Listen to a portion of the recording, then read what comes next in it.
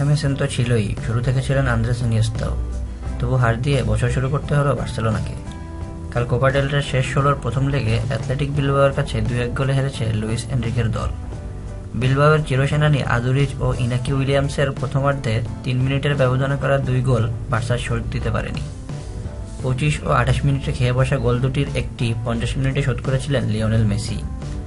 দ্বিতীয়ার্ধে বার্সা মরিয়া হয়ে বেশ কয়েকটি আক্রমণও করেছে। রাউল গার্সিয়া ও আন্দের ইতুরাস্পে লাল কার্ড দেখে মাঠ ছাড়লে শেষ 10 মিনিটেরও বেশি সময় 9 জনের দল নিয়ে খেলেছে বিলবাও। কিন্তু মরিয়া বার্সা সমতা ফেরানো গোলের দেখা পায়নি। 2-2 গোলে ড্র করতে পারলেও ফিরতি লেগে নিজেদের মাঠে এগিয়ে থাকত বার্সেলোনা। 6 দিন পর নো ক্যাম্পে ফিরতি লেগ। বার্সেলোনার 2টি গোলই হজম করেছে একেবারে যাচ্ছে তাই ভাবে। 25 মিনিটে মাঝমাঠ থেকে ইনিয়েস্তার পাস নিজের দখলে নিয়ে চকিতে পাল্টা আক্রমণে ঢুকে পড়ে বিলবাও। আদুরিজ বক্সের ডান প্রান্তে গার্সিয়ার দিকে বাড়িয়ে দেন বল। গার্সিয়ার ভেতরে আরও এগিয়ে ক্রস করেন। এরই মধ্যে যে আদুরিজ দ্বিতীয় পোস্টে চলে এসেছেন বার্সার কেউ যেন খেয়ালই করেননি।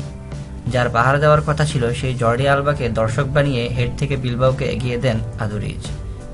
সান মেমেসে বার্সার সর্বশেষ 7 সফরে 6 গোল আদুরিজের। 28 মিনিটেও গোলের কারিগর আদুরিজ।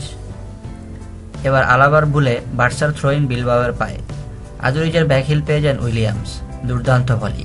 কিছু বুঝে ওঠার আগেই নিজের জালে দ্বিতীয়বার বল ঢুকতে দেখেন টের স্টেগান। 52 মিনিটে দারুণ এক ফ্রি কিকে ব্যবধান কমান মেসি। মৌসুমে তার 24তম গোল। ক্রসবারে লেগে সজোরে নিচে পড়লেও গোল লাইন পেরিয়ে যায় বল। 74 মিনিটে গার্সিয়া ও 80 মিনিটে ইতুরাস্পে দ্বিতীয় হলুদ কার্ড দেখে মাঠ ছাড়েন। 2 খেলোয়াড় লাল কার্ড দেখলেও 2টি পেনাল্টি থেকে বঞ্চিত হয়েছেন বলে দাবি জেরার্ড পিকের। স্পেনের রেফারিরা রিয়াল মাদ্রিদের সুবিধা হয় এমন সিদ্ধান্ত নেয় ইঙ্গিত করে পিকে বলেছেন, নেইমার আর আমার পেনাল্টির দাবিটা ছিল পরিষ্কার, তবে আমরা জানি সবকিছু কেন কিভাবে হয়। কালকেও দেখেছি মাদ্রিদের বিপক্ষে সেভিয়ার কি হয়েছে।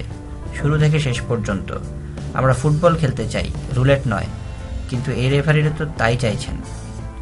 ভিডিওটি ভালো লাগলে লাইক অ্যান্ড কমেন্ট করুন আর আমাদের চ্যানেলটি সাবস্ক্রাইব করে আমাদের সঙ্গেই থাকুন।